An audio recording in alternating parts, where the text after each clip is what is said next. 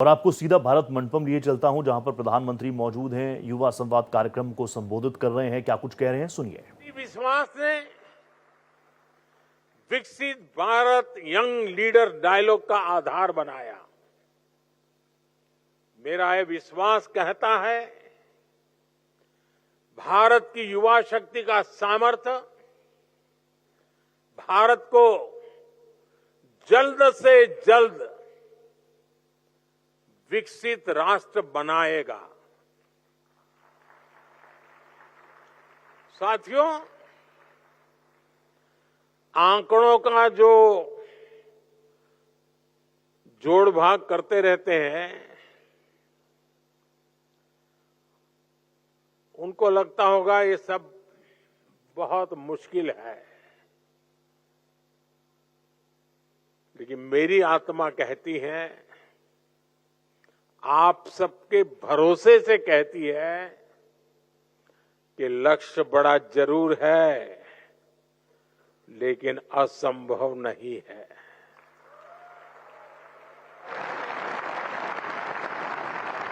जब करोड़ों युवाओं की भुजाएं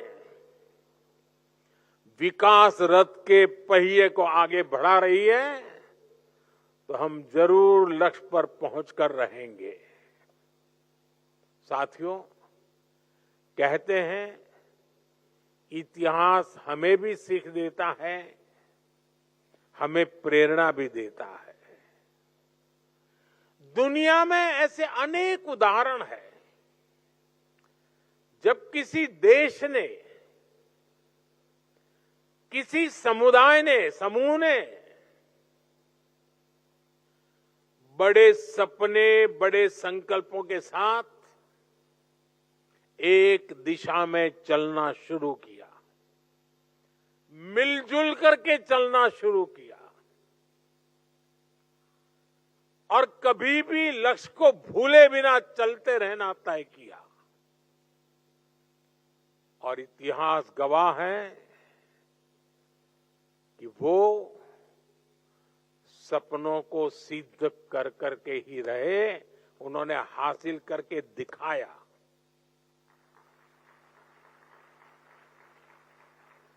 आप में से बहुत लोग जानते होंगे, 1930 के दशक में, यानी करीब 100 साल पहले,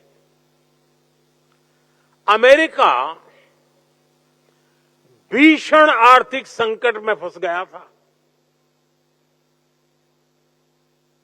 तब अमेरिका की जनता ने ठाना कि हमें इससे बाहर निकलना है और तेज गति से आगे बढ़ना है।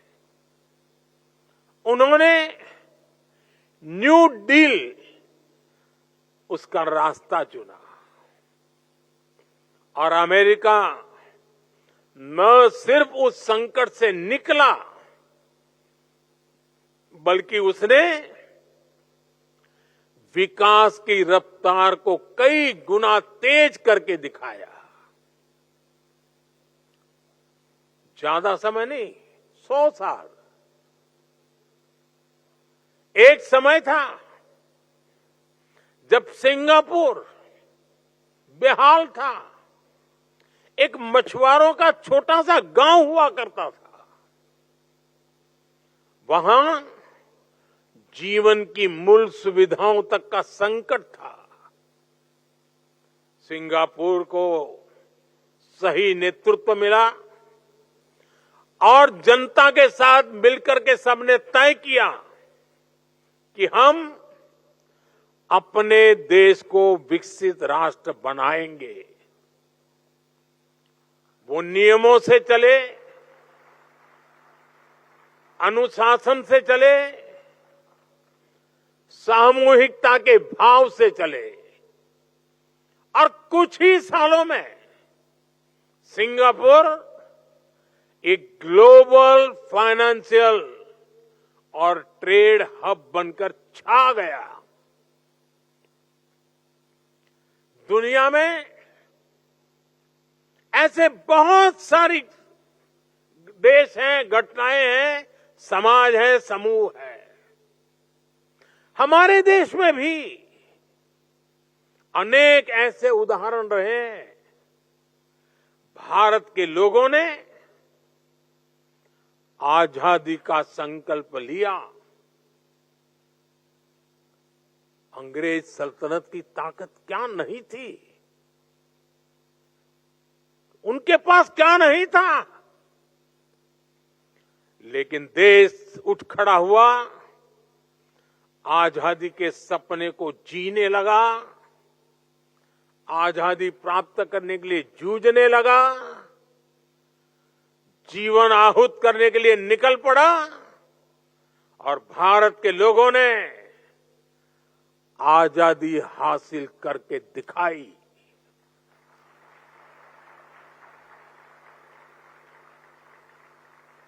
आजादी के बाद देश में अनाज का संकट का समय था। देश के किसानों ने संकल्प लिया और भारत को खाद्यान्न के संकट से मुक्त करके दिखाया। जब आपका जन्म भी नहीं हुआ होगा तब PL 480 उस नाम से गेहूं आया करते थे और गेहूं पहुंचाना यही बड़ा काम हुआ करता था। हम उस संकट से निकल गए। बड़े सपने देखना, बड़े संकल्प लेना और उन्हें तय समय में पूरा करना असंभव नहीं है। किसी भी देश को आगे बढ़ने के लिए बड़े लक्ष्य तय करने ही होते हैं। जो ये सोच करके बैठे रहते हैं, अरे छोड़ो यार, होता रहता है, अरे चलो भाई ऐसे ही चलता रहेगा, अरे क्या जरूरत है यार, लोग कोई भूखे थोड़े मरते हैं, चलता है ना, चलने दो।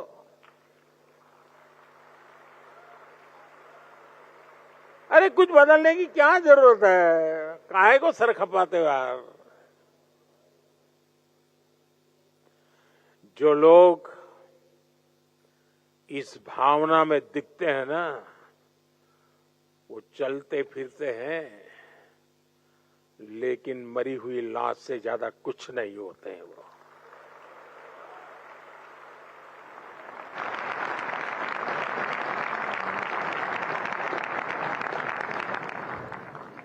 बिना लक्ष्य के जीवन नहीं हो सकता है। कभी कभी तो मुझे लगता है अगर जीवन की कोई जड़ी बूटी होती है तो लक्ष्य होता है, जो जीवन जीने की ताकत भी देता है।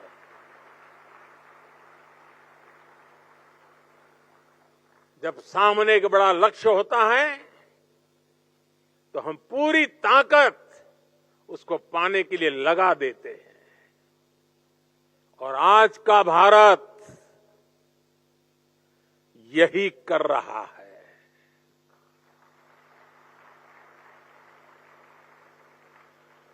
साथियों, बीते 10 वर्षों में भी हमने संकल्प से सिद्धि के कितने ही उदाहरण देखे हैं। हम भारतीयों ने तय किया कि हमें खुले में शौच से मुक्त होना है। सिर्फ 60 महीने में ही 60 करोड़ देशवासियों ने खुद को खुले में शौच से मुक्त कर दिया।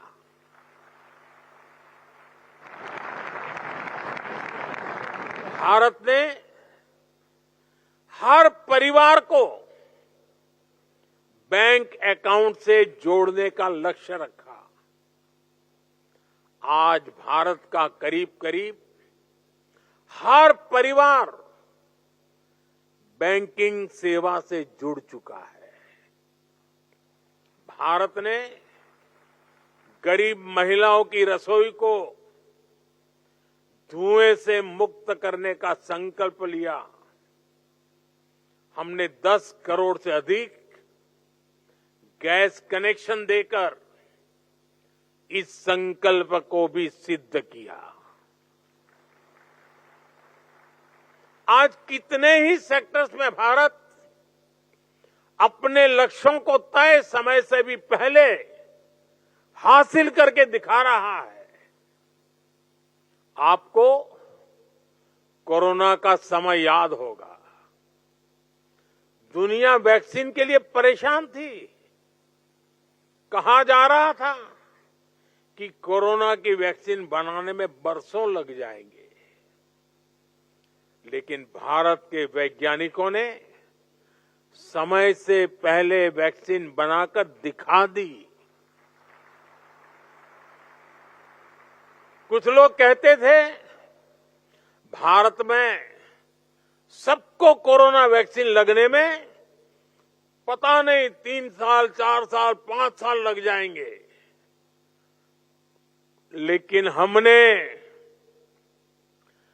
दुनिया का सबसे बड़ा वैक्सीनेशन अभियान चलाया और रिकॉर्ड समय में सबको वैक्सीन लगाकर दिखा दिया। आज दुनिया भी भारत की ये गति देख रहा है। हमने ग्रीन एनर्जी को लेकर G20 में एक बड़ा कमिटमेंट किया था। भारत दुनिया का पहला ऐसा देश बना जिसने पेरिस कमिटमेंट को पूरा किया, और वो भी तय समय से कितने साल पहले? 9 साल पहले।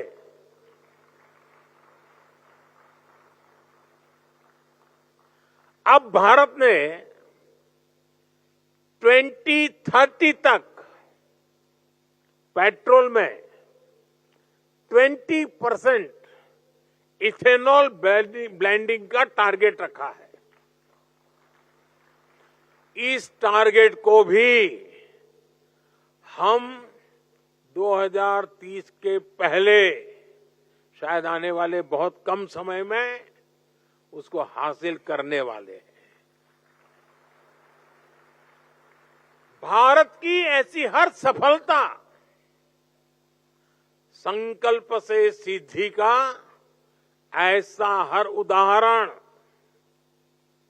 हम सबके लिए प्रेरणा है। ये सफलता हमें विकसित भारत के लक्ष्य के प्रति हमारी कमिटमेंट और लक्ष्य के प्रति हमारी करीब जाने की गति तेज कर देती है। साथियों, इस विकास यात्रा में हमें एक बात कभी नहीं भूलनी है। हमें याद रखना है, बड़े लक्ष्य रखना और उन्हें हासिल करना ये सिर्फ किसी एक सरकारी मशीनरी का काम नहीं है।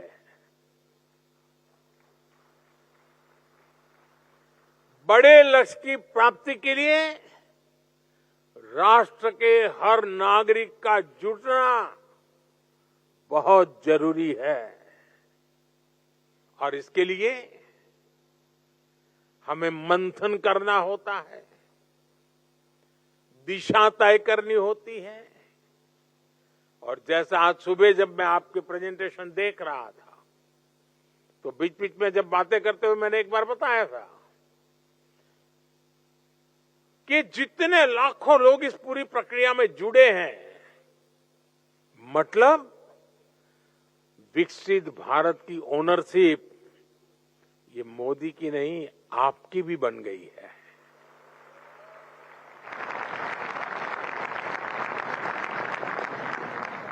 विकसित भारत यंग लीडर्स डायलॉग मंथन की इस प्रक्रिया का ही एक उत्तम उदाहरण है।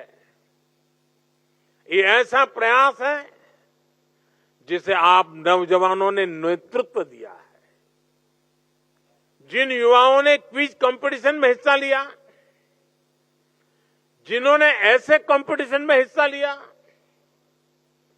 जो अभी इस कार्यक्रम से जुड़े हैं, आप सभी ने एक ओनरशिप ली, विकसित भारत के लक्ष्य की ओनरशिप। इसकी झलक उस ऐसे बुक में भी दिखती है जिसे अभी यहां लॉन्च किया गया है। इसकी झलक अभी मैंने जो 10 प्रेजेंटेशन देखे उसमें भी नजर आती है। ये प्रेजेंटेशन वाकई अद्भुत है। मन गर्व से भर जाता है कि मेरा देश का नौजवान सोचने में कितना तेज गति से आगे जा रहा है। इससे पता चलता है कि देश के समक्ष मौजूद चुनौतियों को समझने का आपका दायरा कितना व्यापक है। आपके सॉल्यूशंस में ग्राउंड रियलिटी है, ग्राउंड एक्सपीरियंस है। आपकी हर बात में मिट्टी की महक है।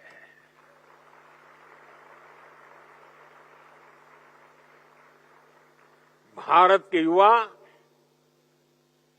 एसी के बंद कमरों में बैठकर नहीं सोच रहे। भारत के युवा की सोच का विस्तार आसमान से भी ऊंचा है।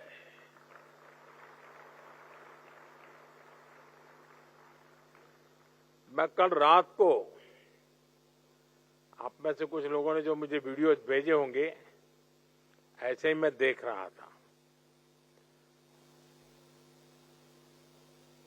जिनके साथ आप सीधी चर्चा में शामिल हुए,